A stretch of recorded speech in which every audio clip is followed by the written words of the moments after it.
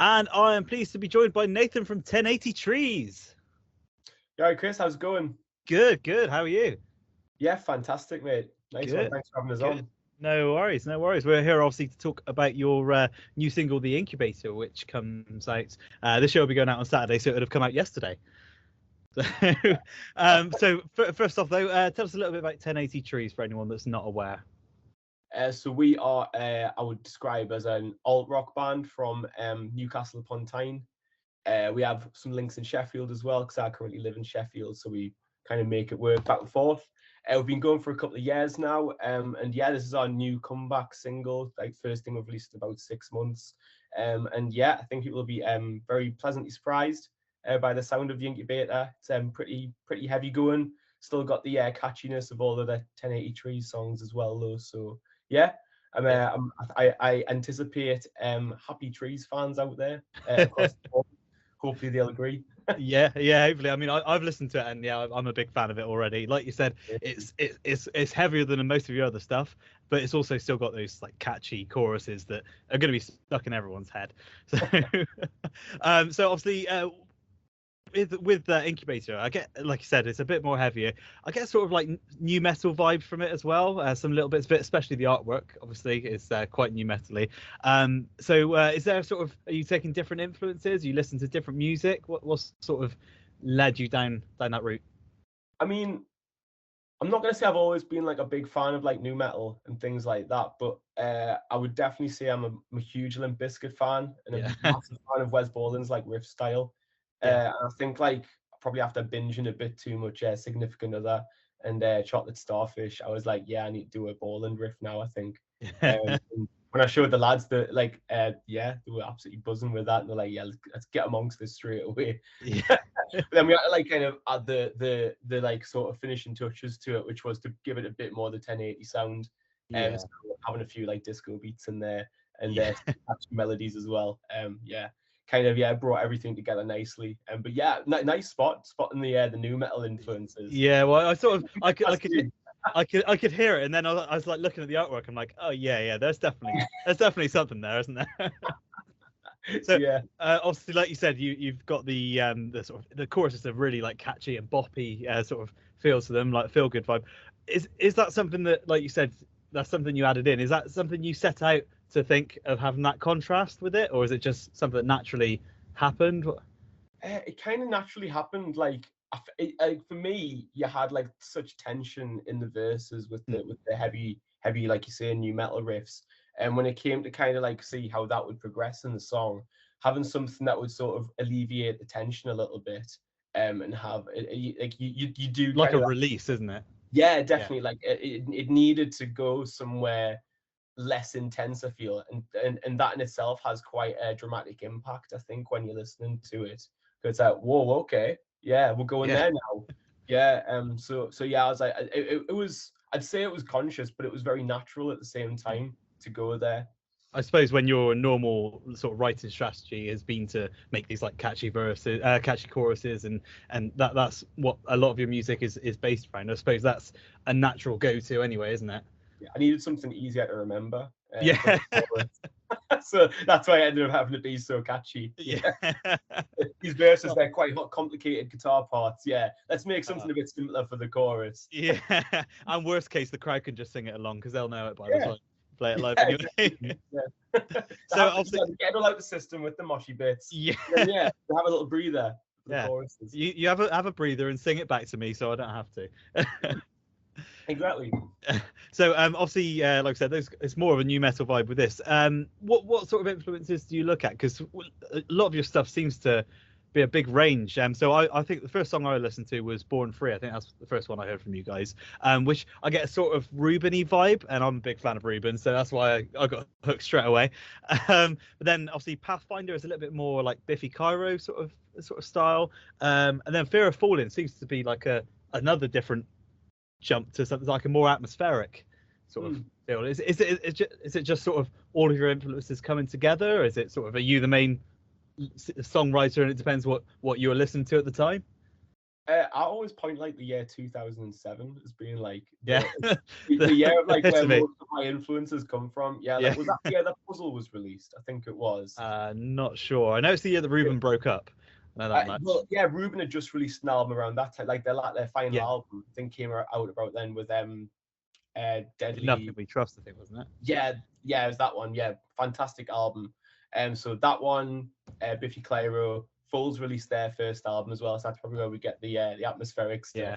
But basically, what I'm trying to say is the band stuck in 2007, and we're kind of just like a nostalgia act, really. Yeah, nothing wrong with that. You know, you've hit the nail on the head with a lot of the influences there. Yeah, Ruben, Jamie Lemon, massive influence on myself and the rest of the band. Biffy Clyro, that is again a band that we all listen to like religiously. And like for the more atmospheric stuff, I mean, I'm really into like The Edge and his work in you know that band U2. Yeah, that one. So like a lot of like the more atmospheric stuff comes from that, and that leads into bands that they've influenced, like, you know, like Kings of Leon and Foles and stuff like that, which is a bit, it adds like another texture to our sound, I think. Whereas we have like our really heavy moments, but then there's also like a lot of delay and a lot of reverb and a lot of space coming into it as well, which is, it's not just in Fear of Falling, there's areas in Pathfinder as well which are a bit like that. Not so much Born Free though, that's a bit more full on. Yeah. I think it's good to have the different vibes with all the songs though, because it keeps it interesting. It brings in new fans. So it might be like people like that certain like style, they listen to that song and then they listen to the rest and like, okay, yeah, I can get on board with this as well. And it's sort of grabbing people from every sort of direction, basically, isn't it? Yeah, like I love bands like that, you know, where they've got the sound that is in all of the songs, where you just, you know, instantly it's them, you know, it's straight away that is Biffy Clyro, it's Simon Neil, you know, singing his heart out, and you've got them really like angular guitar tones and things like that, but then also they add little things in along the way which does draw people in from other areas. And it's just like all the songs offer something a little bit different, I feel. But there's like a linear kind of sound running through everything. It's like a core. Yeah, There's a definite core. Like I think all the proper mint bands out there, they all do the same thing. There's a definite, like, you, even the first thing they released to the very last thing they've released, you know it's them as soon as it comes on. But then there's obviously going to be some maturity happening along the way, or some like different influences coming in here and there as well, which is going to expand their audience. Yeah, I mean, like you said earlier, listening to a lot of Limp Bizkit recently, it's got you down that road. It all depends on who you listen to at the time, can really influence the sort of music you're producing. We're getting ready for Ozfest coming back. Yeah.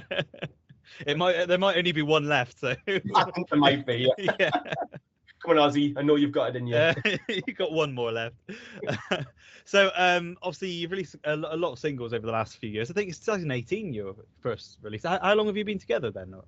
So we started kind of like getting the idea of the band together in about 2016. Okay. And not long after that, I moved to Sheffield to study. And I was kind of like to the lads, like, do you want to keep this going? And like, yeah, let's see how it goes. And you know, we're still doing it, still releasing music like all the time. So we were kind of like together for like 2 years, got our sort of focus as to what we wanted the band to be in those 2 years, and then started releasing stuff in about 2018. And it's just kind of like snowballed since then. It's been a really good ride so far, and I can't see it ending anytime soon either. Which is good to hear. I assume with that distance then, you when obviously COVID and that came around, you're already used to that, having that distance. Did that make things more difficult with your writing, or is it still the same sort of idea? You come up with something, you send it to the guys, and then obviously work on it remotely, I guess? Yeah, Chris, that's exactly how it was. It was just business as usual. Standard, carried on as we were, and then when we did come out the other side, we just had like such a mountain of material to get through. An Incubator came from that. That is a I wouldn't say it's a COVID baby, but it's a post-COVID baby, because I think it like came out of us like just as things were starting to open up. Okay. Is it influenced by it at all, or? Yeah, definitely. Yeah, it was kind of like my reaction to kind of like being completely overwhelmed by like just, you know, being expected to go back to the way life was. Like, you know, oh, you're going to go back to work now. Yeah, you know, nothing's happened. you know. Yeah, it was kind of like a reaction to that, and I was like, oh my god, I just want to, you know, go back and chill in my room with Netflix again, just for like another month or so. And I know that was a really, really difficult time for everyone, so I know that not everyone's going to be able to empathize with that, but like for me, and I think there probably would be, you know, at least 10 people out there in the world that will hopefully empathize with that feeling of just, you know, needing that little break again, like a little like a circuit breaker. Yeah. Especially you've had so long of being sort of trapped in in your house sort of thing, and then like being thrown. It's like being chucked into the deep end, isn't it? Like you're suddenly expected to live life as, like you said, as normal, and it's like, well, I've not done this for. I mean, I know after COVID, I was ill all the time just because I've not been around people for like 2 years. You're getting all like the tiny little bugs that nobody was kind of used to getting. Your just like packed in. It writes you off for a week. Yeah, like I feel like the pubs were like open for like a week, and then after that I was like just completely over it again. I was like, yeah, I've been back to work for a week. The pubs have been open for a week. Yeah, I need another month of like doing nothing. So obviously, like I said, you've released loads of singles. Are there any plans for like an album or an EP? I know a lot of people do EPs now, or like release 4 singles and then that becomes an EP. Is there sort of any plans around that, or just keep rolling with singles? Or so the last 4 that we released, Born Free, Fear of Falling, The Kick, and Pathfinder, we ended up compiling all 4 of those onto the Kick EP, which you can get from our Bandcamp. If you just, I think still a few copies kicking about if anyone wants a cheeky little 1080 EP. But again, the Incubator is going to start another cycle for us, which the plan is to get that. Well, this is like the first single of what's going to become an EP in February. We have the single that is going to be the EP kind of grand finale, all set in stone, videos done, everything, but we can't say any more than that. That's going to be happening in what you like, man. That's going to be happening in February, but before then we've still got like a couple more little bits of music to release, so there's plenty in the pipeline, definitely. But like you say, doing an album's definitely, you know, on the bucket list of things to do. That's the thing. We need to just get to a place where our audience is just like so demanding of us, and I don't really feel like we're quite there yet. I think like there's probably a handful of people who are like, I would love a 1080 Trees album right now, and we're like, yeah, same, we would as well, but can you tell everyone else to want that as well? Yeah, that's the thing. It's like nowadays so many people just listen on Spotify, and it does get lost. Like it seems to be like a dying thing of everyone wants to make an album, and the fans want an album, but is it that beneficial sometimes? But obviously, like you said, once you've got that fan base that are demanding that album, then it's sort of all guns blazing sort of thing. Go for it. You just need a couple of 100 people who want like a body of work from you. Yes. And like it's all systems go then. We're in the studio, we're going for it. Let's do it. Chris, the album's written, it just hasn't been recorded yet. Yeah. Well, that's good. That means you've got a lot of it in the bank ready to go. Yeah. So obviously, if you're releasing an EP, then you've got any tour plans in the new year? Because obviously, I've been following you guys for a year or so, and I always see you play Newcastle, you play Sheffield, you play Middlesbrough, even like Manchester. It's like nowhere anywhere near me. So have you got any plans to come down south at any point? We are in talks at the minute to try and get something a bit further south than, you know, Greater Manchester. and South Yorkshire. Like, that's the furthest we've went so far. But yeah, like, so we're sticking to the north again for the end of 2022. Like you say, we are doing Newcastle, Sheffield, Manchester, and Middlesbrough. So they're all fairly local to you, fairly local. So yeah, really looking forward to them. They're going to be great. Our first show of that run is Saturday the 1st of October at Newcastle at Bobix, which is proving to be quite a hot spot for bands that are coming through at the minute. Cool. You've had a lot of good bands there. We've got a band called Head Cage playing, which I would really recommend you checking out, and another band called Lull, which I'd also really recommend you checking out as well. They both kind of like fit the same vibe with the music that you play on your show, and I think definitely something to keep your ear to the ground, folks. I think both are definitely looking to be making some movement soon. And then we've got Sheffield on the 7th of October, Middlesbrough on the 21st of October, and then Manchester on the 4th of November. having to spread them out, unfortunately, because of our work schedules. Yeah, that's where it gets difficult. It still Yeah. counts as a tour though. Yeah, people often come up to me and are like, yes, it's not 2 acts, you're not doing them back to back. And it's like, mate, have you tried to get 3 people to get annual leave at the same time with the jobs that we do? Like, come on, give us a break. Yeah, I know. My band did one in March, and it was going to be one weekend, and then it ended up as like being spread throughout the month. It's like, it still counts. It still counts. Yeah, I'm glad you're on the same wavelength. Yeah, but yeah, we're definitely looking to branch out a bit come the new year. Yeah, we want to go a bit further afield. We want to go, yeah, we want to hit, at least the south coast. That would be nice, to go all the way down. Yeah, hit the south coast, and maybe come back up a little bit, and then jet back up to the north. Yeah. We haven't got that money. Yeah, Yeah, no, that's the all in the petrol tank. Yeah. Hopefully the cost would have gone down a little bit by then as well. Oh, geez, I'm praying for it, honestly. Yeah, obviously, I've seen clips of your live shows, and they do look fantastic as well. So I really look forward to you eventually coming down here. So obviously, I know it's obviously your stage where you're like dressed the same. I think did that start with the football shirts, or was that like had it been going on before then? I think the football shirts is the first time I sort of saw you all matching together. So we started in the boiler suits, which I'm wearing right now, with Born Free, and then we had like pajamas, I guess they were. they weren't really pajamas. They were just like a sweatshirt and some tracky like jogging pants that we dyed blue, and that was for Fear of Falling. And then the kick came out, and obviously it was like, this is the perfect opportunity to get football kits made. Yeah, that's true. Great commercial opportunity as well.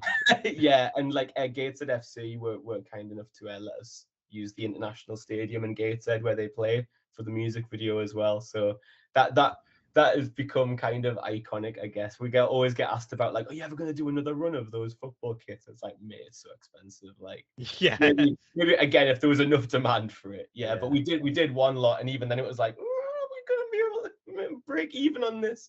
But yeah, we've brought the boiler suits back for the Incubator because it kind of just it fits the heavy aesthetic, I think. Yeah, definitely. It's definitely like blame Slipknot. That's all. Yeah, I was literally about to say it's Korn as well. They wore boiler suits. Yeah. You're bringing back new metal. Definitely, yeah. You better have the new metal clobber on for the new metal tracks. Exactly. Play to the audience that you want. The audience that we want. Yeah. Yeah. Just don't let them listen to the chorus. Yeah. Oh well, they're already in then, so like, yeah. I'll get the money back now. Yeah. Oh, so have you got any more singles due out this year? Then I know obviously you said February for the EP, so I assume that you've got a couple of singles to come out from that. We have one more, one more, and then everything else is it's geared towards 2023.